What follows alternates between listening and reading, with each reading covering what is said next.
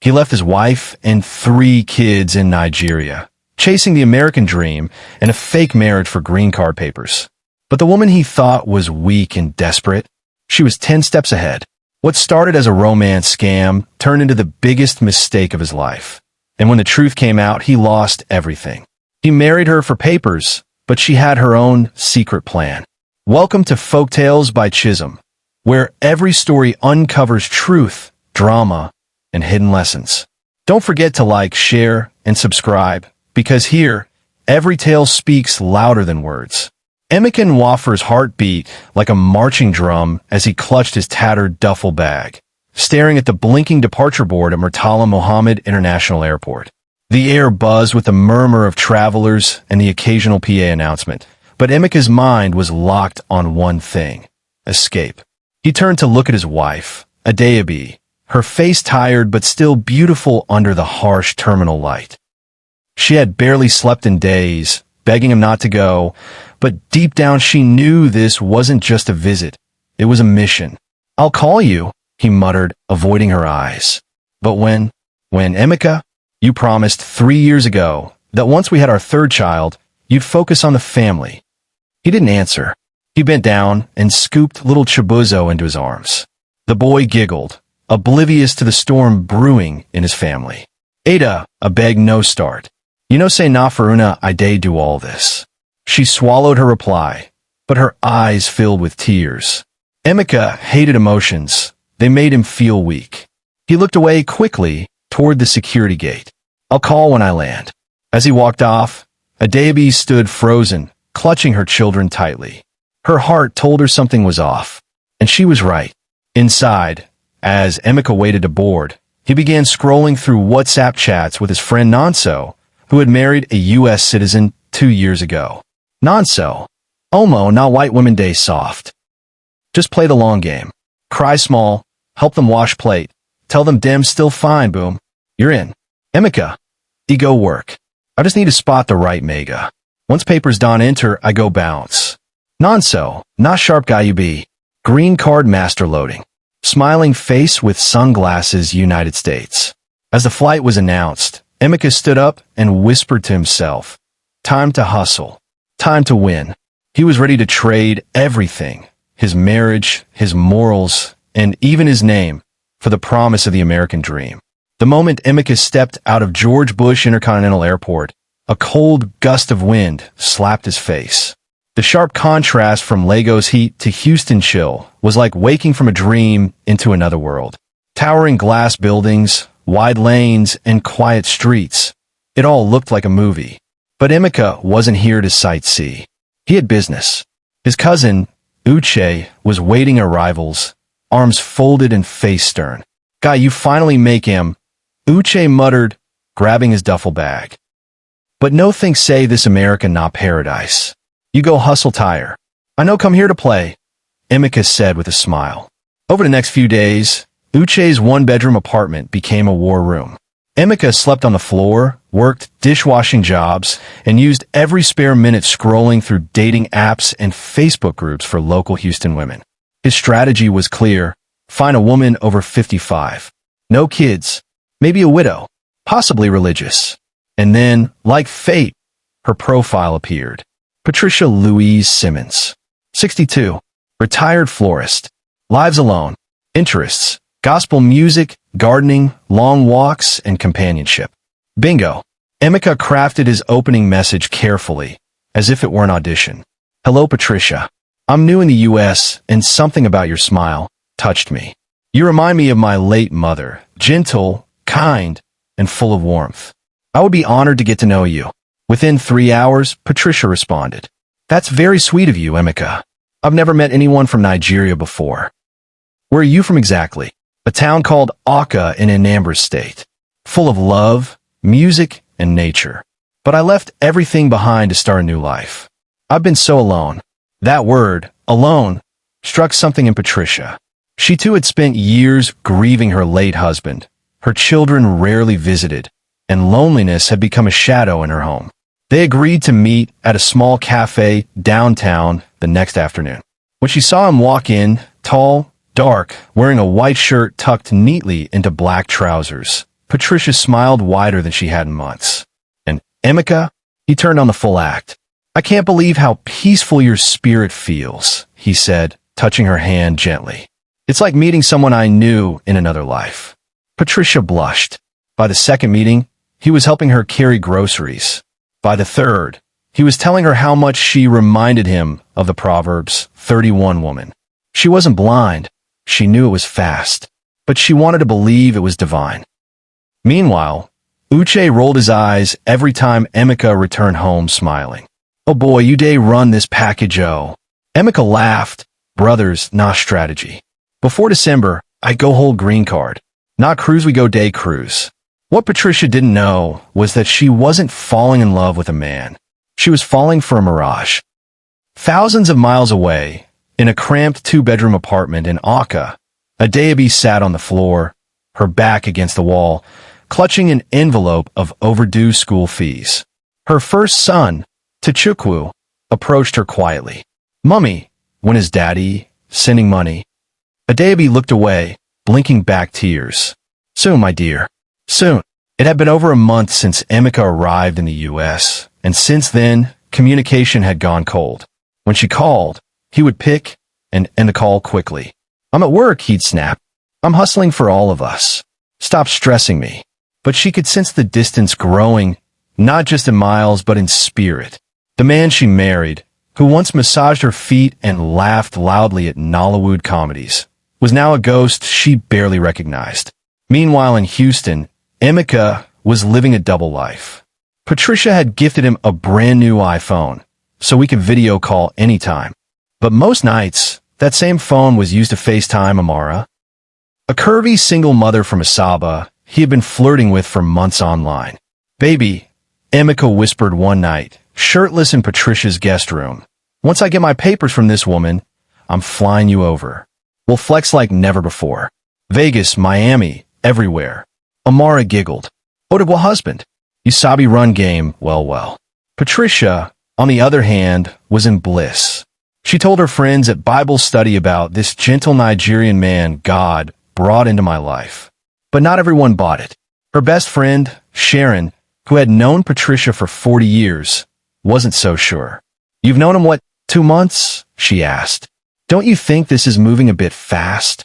Patricia defended him. He's not like others, Sharon. He's thoughtful. He reads me scriptures. He even knows how to make egusi soup. Sharon raised an eyebrow. Sounds too good to be true. At home, Patricia started noticing little things. Emeka locking his room door while on calls, sneaking out to take late-night walks, having unexplained money in his account. She tried to ignore the red flags. But one morning, while cleaning his room, she stumbled upon a torn photo under the bed. A woman, 3 kids, all smiling. Emeka's face faintly visible in the corner. She picked it up, heart racing. Why would he hide this? That evening, she asked, pretending it was just curiosity. Have you ever been married before, Emeka? His response was lightning quick. No, I told you before. I've never had a real family. Patricia nodded slowly. Oh, must be someone else who looks like you then. He froze for a second, but smiled it off. That night, Patricia didn't sleep. Instead, she emailed someone, a family friend in immigration. Subject, I may be marrying a fraud. What do I do? She wasn't sure yet, but her instincts were no longer silent. It was a cool, rainy Friday evening when Emeka decided to strike while the iron was hot. He had been laying the groundwork for weeks, helping Patricia organize her flower shop, praying with her in the evenings, and even attending her Sunday church services like a good, God-fearing man. She called him her miracle from Africa. In truth, he called her his visa on legs. With his cousin Uche constantly reminding him that his tourist visa was set to expire in a few months, Emeka knew time was ticking. Oh boy, if you no propose now, your own goes spoil. Uche warned over a bottle of malt in their apartment kitchen. Not wedding green card day, rushy now. I go propose tomorrow, Emeka replied with a sly grin. She go cry like baby, and propose he did. Under the cloudy evening sky, right in front of her flower shop, Patty's Petals in Peace, Emeka dropped to one knee with a plastic ring he bought from Amazon for $49.99. Patricia gasped as she stepped outside and saw him kneeling in the rain, holding a small velvet box and a bunch of lilies. "Patricia Louise Simmons," he said with exaggerated emotion, "you've been the light in my darkness, the mother I never had, the home I've always longed for. Will you marry me?" Tears welled up in her eyes. She had imagined this moment in her younger years, only to lose her first husband in a car crash at 38. She never thought she'd find love again, especially not with someone younger, darker, and so full of promise. "Yes," she whispered. Then louder, "Yes, I will." She pulled him up and hugged him, her tears mixing with the drizzle as bystanders clapped. He smiled behind her back, his eyes scanning the street like a man who had just completed a successful scam. Within days, Patricia began paperwork to sponsor his marriage-based residency. They took engagement photos, shopped for wedding outfits, and even scheduled a civil ceremony at the courthouse. Emeka had fully moved in now, telling Uche he'd made it, but Patricia wasn't sleeping well. The photos she found earlier haunted her thoughts. And then there were other signs. He never wanted her to post their pictures on Facebook, claimed he wasn't social media type. He flinched every time she mentioned bringing him to her family reunion. And worst of all, he never once said, "I love you," unless she said it first. Still, she hoped she was wrong. Maybe she was just afraid. Maybe it was old trauma. Then one night, everything changed. She had just finished watering her garden and walked past the living room window. Emeka sat on the couch, laughing on a WhatsApp video call. He didn't see her watching. On the screen was a woman, young, pretty, with short curly hair. "I dey tell you, once this green card on land, I go disappear. This old mama, no go no wedding hit am." Patricia's heart sank.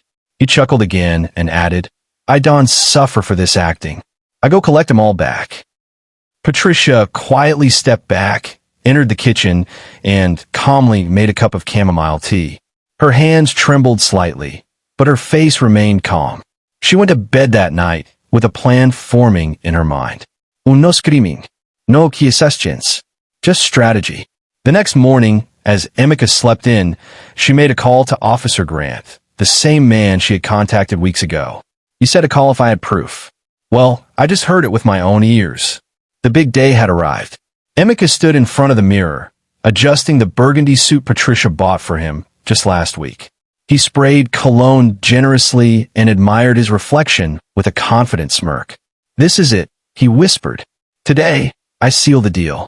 From across the room, his cousin Uche watched with folded arms. "Remember when I tell you, oh," Uche said, sipping tea. "No form emotional. Just collect your paper, then disappear." Emeka nodded. "I'm not falling for that woman's old charm. After today, I go day legit." Patricia had told him she would leave early to finalize things at the courthouse and send him the address. She even left a handwritten note with a red heart on the envelope. "See you at the altar, my love, Patricia Ring Cherry Blossom." He put it in his pocket and stepped out, full of swagger, walking like a man who had conquered America. But when he arrived at the courthouse downtown, dressed sharp, phone in hand, bouquet in arm, he paused. The parking lot was empty. No Patricia, no guests, no staff, just a light breeze and the sound of birds in the trees nearby. He checked the time. Seen it was 7 morgens. The ceremony was scheduled for 10 o'clock. He dialed Patricia, straight to voicemail. He called again. Still nothing. He paced. Sweat started to collect under his armpits despite the chilly weather. Something was off. This wasn't how she planned things. Patricia was a perfectionist. She would have decorated the entire courthouse if they had let her. He dialed again. Voicemail. Then, from across the street, a black van pulled up slowly. 2 men stepped out, both in dark suits, no smiles. One held a tablet, the other a folder. They walked toward him. "Are you Mr. Emmekenwaffer?" "Yes." "What is this?" "Who are you people?" The man with the tablet replied flatly. "We're with U.S. Immigration and Customs Enforcement. We have some questions for you regarding your upcoming marriage application." Emeka froze. His fingers went numb. He tried to play it cool, forcing a smile. "There must be a mistake. Today is my wedding day." The man flipped open the folder and pulled out a document. We received a report that your marriage is fraudulent and part of a deliberate immigration scheme. We also have reason to believe you lied on your visa application. Before Emeka could respond, the second agent added, Sir, you have the right to remain silent. Anything you say can and will be used against you in a federal investigation. His vision blurred. His legs gave slightly under him. He looked down at the bouquet in his hand. Roses. Fresh. Fragile. Naive. Just like Patricia had been. And just like him, before the illusion shattered. The interrogation room was sterile, cold, and silent, except for the soft hum of the air conditioner overhead. Emeka sat with his hands on the table, eyes darting between the two immigration officers seated across from him. His heart was hammering in his chest. The older officer, Agent Grant, opened a manila envelope and slowly pulled out a stack of printed documents. The younger officer, Marquez, held a tablet that he tapped occasionally. Mr. Nwafor, Grant began, you are currently under investigation for immigration fraud.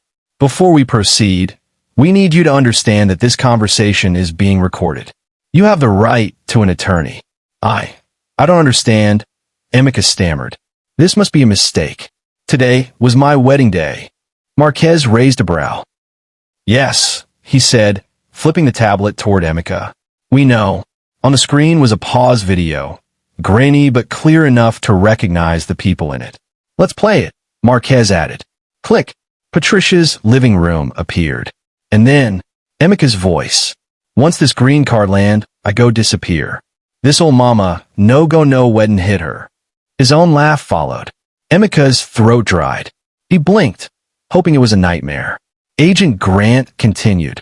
These audio recordings were submitted to us by Ms. Patricia Simmons, who also provided signed affidavits, text messages, and financial statements. He dropped more documents on the table. Screen-printed WhatsApp chats between Emeka and Amara, the woman in Nigeria. Emeka's fingers twitched. They showed messages like, This ye woman believes say I love am. Na papers e day chase. Soon as I get am, I go fly you in. Nami, and you go chop this Yankee. Next, photos spilled out across the table. A family portrait of Emeka with Adeobi and the 3 kids. Screenshots of bank transfers he made to Nigeria under the name Mrs. Adeobi Nwafor. A signed marriage certificate for Nigeria, dated 2015. You claim to be single on your visa renewal forms, Grant said, voice steady.